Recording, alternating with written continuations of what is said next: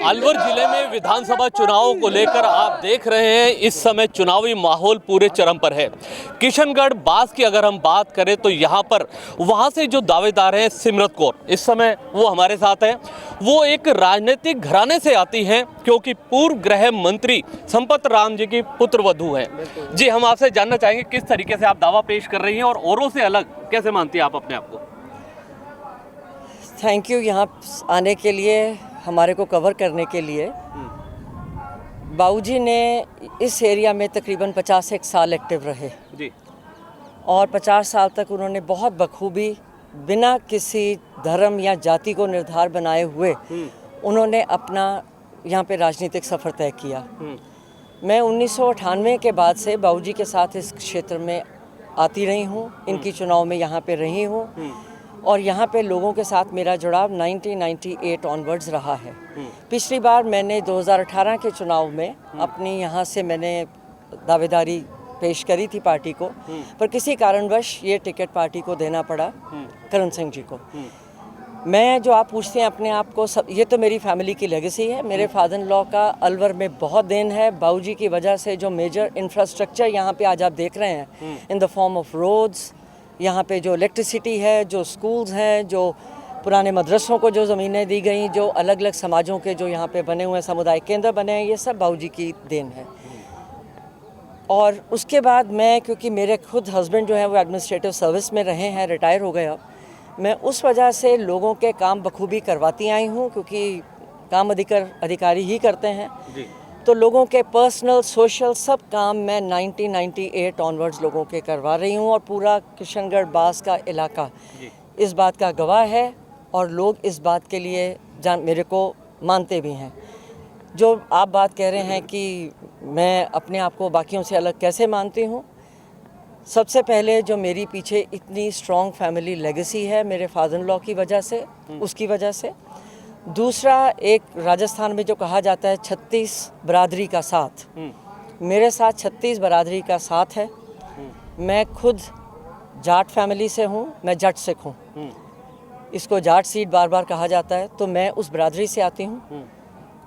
मेरी शादी अनुसूचित जाति यानी कि मेघवाल समाज में हुई है।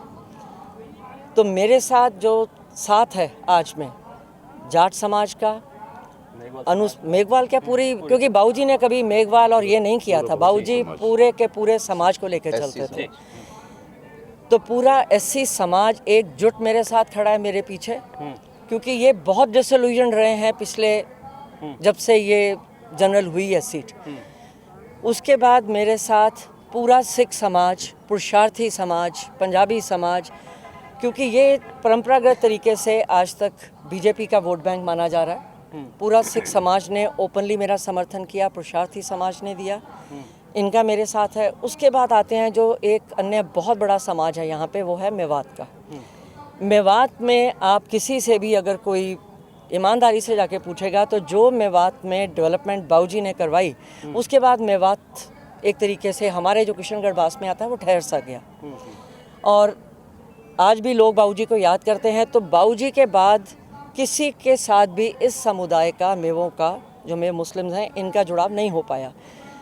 तो मेव समाज सॉलिडली मेरे साथ है, ये मैं आपको कह सकती हूँ कि सॉलिडली। हम आपसे एक चीज़ और जानना चाहेंगे। मौजूदा विधायक जो दीपचंद खैरिया हैं, हमने आपके किशनगढ़ में भी लोगों से बातचीत की थी, वहाँ एक उनकी उपलब्धि जरूर गिनी जा रही है कि जिला बनाने की, लेकिन बाकी कामों से वो लोग संतुष्ट नहीं थे।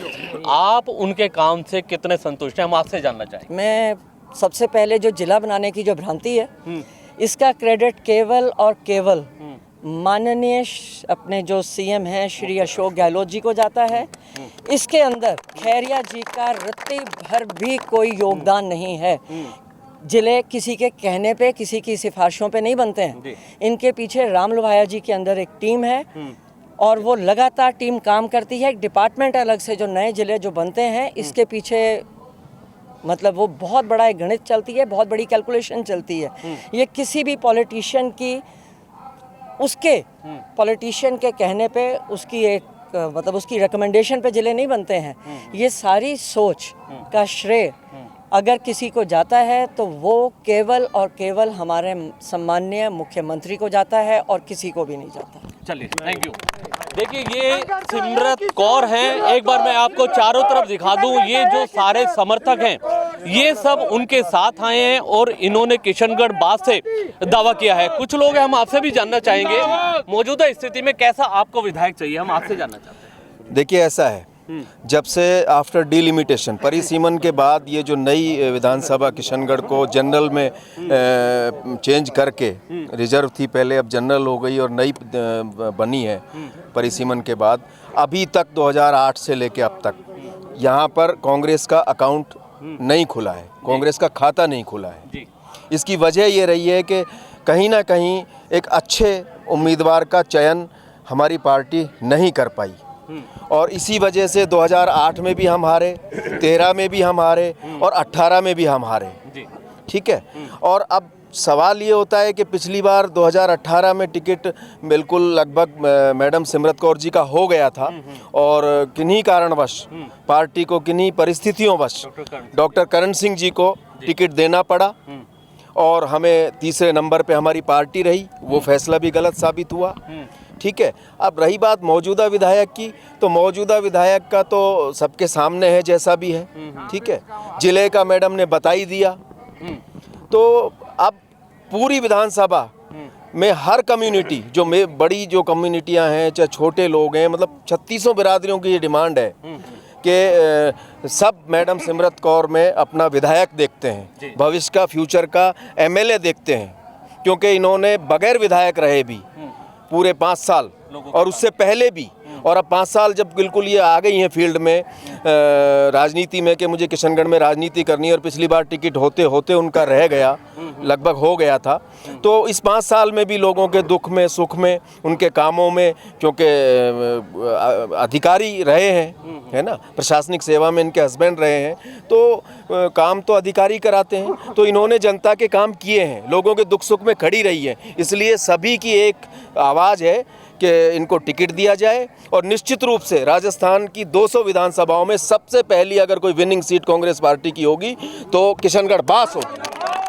चलिए देखिए, जिस तरीके से यहाँ पर जो बात सामने आ रही है, हम आपको यह भी बता दें, यहाँ पर किशनगढ़ बास से मौजूदा समय में दीपचंद खैरिया विधायक हैं जो बसपा से चुनाव जीते थे लेकिन कांग्रेस में शामिल हो गए थे। ऐसे में जो एक तबका है जो बसपा से जुड़ा हुआ था, उन्होंने दीपचंद खैरिया को वोट दिया था, लेकिन अब वो क्या सोचते हैं हम ये भी जानना चाहेंगे। खैरिया जी को समर्थन करने में बसपा की तरफ से बहुत सारा एक वोट बैंक था जो उनको मिला था, वो अब नाराज चल रहा होगा, ऐसा लगता है। ये तो ऑटोमेटिक हो जाता है जी। जब कोई भी एक कैंडिडेट को जनता जिता के विश्वास करके भेजती है, अब फिर वो दगा करता है तो जनता तो एकदम ही अवाक रह जाती है कि हमारे साथ क्या हुआ। लेकिन एक जिला बनवाना उनके ऊपर उपलब्धि माना जाए। देखो सर, वो तो अभी मैडम ने क्लेरिफिकेशन कर दिया कि ये मैडम कोई जिला किसी की अप्रोच से नहीं बनता, ये तो प्राकृतिक आकारों के हिसाब से बनाया जाता है जिला। तो नंबर 2, एक हर पार्टी को जिताऊ कैंडिडेट चाहिए, तो जिताऊ कैंडिडेट के 3-4 फैक्टर हैं मैडम के। संपत राम जी हमारे यहाँ से 50 साल रिजर्व सीट थी, तब वो फेमस आदमी थे, हर गांव में उनके नाम से वो स्वर्ग में है, वीआर नरक में, बट उसके नाम से संपत राम के पुत्र बधू है, हर आदमी जानता है इस बात को, बच्चा छोटा गरीब अमीर हर कास्ट में। नंबर 2, ये 3-4 जातों को कवर कर रही है ऑटोमेटिक। जात समीकरण हर जगह देखा जाता है।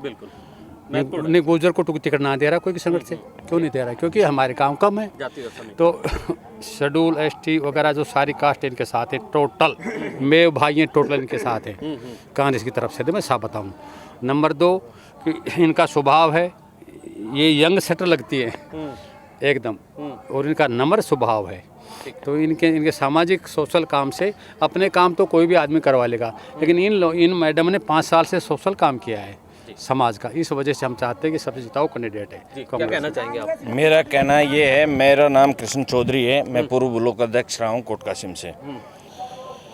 जब से दीपचंद पहली बार 2 बार कांग्रेस पार्टी ने टिकट दे दिया, हार गए। अब की दफ़ा टिकट नहीं दिया तो इन्होंने बसपा का साथ ले लिया, कांग्रेस वैसे हरा दी। चलो कोई बात नहीं, चुनाव जीत गए। उसके बाद जो भी कांग्रेस के, जैसे भाई खुर्शीद ने बताया, जो भी कांग्रेस के कार्यकर्ता या कांग्रेसी थे, उनको सबको अपने घर प्लान कर दिया, घर में बैठा दिया, उनके कोई छोटे मोटे कोई काम भी हो गए, उनके खिलाफ काम किया है। तो कांग्रेस पार्टी के जो भी सदस्य कार्य पदाधिकारी जो भी थे उनको बहुत ये 5 साल बहुत बुरी तरीके से झेलना पड़ा है। और बड़े तो आपका कहने का मतलब है कांग्रेस से जुड़े हुए विधायक होने के बावजूद उनका काम नहीं हो पा रहा कांग्रेस कार्यकर्ताओं का? नहीं, बिल्कुल नहीं हो रहा, वो बिल्कुल नहीं हो रहा। जो कांग्रेस के साथ यानी पार्टी के साथ थे उनके साथ तो एक भेदभाव वाला जो व्यवहार है वो निभाया गया। भाजपा के शासन में भी भाजपा के शासन में भी कांग्रेस का कार्यकर्ता कभी इतनी तकलीफ में नहीं रहा जितना इस 5 साल में रहा है। देखिए जिस तरीके से यहाँ पर बात सामने आ रही है, हम आपको बता दें दीपचंद खैरिया जो विधायक हैं उनके बारे में भी यहाँ लोगों में आक्रोश देखा जा रहा है। उनका कहना है कि भाजपा के राज में भी कांग्रेस कार्यकर्ता इतना व्यतीत नहीं रहा जितना आज कांग्रेस के राज में देखा जा रहा है। कुछ इन्हीं बातों के साथ में जो यहाँ से प्रत्याशी की दावेदार हैं सिमरत कौर, उनके जो समर्थक साथ आए थे उन्होंने यह दावा पेश किया है। कैमरामैन अनिल के साथ जुगल गांधी, अलवर।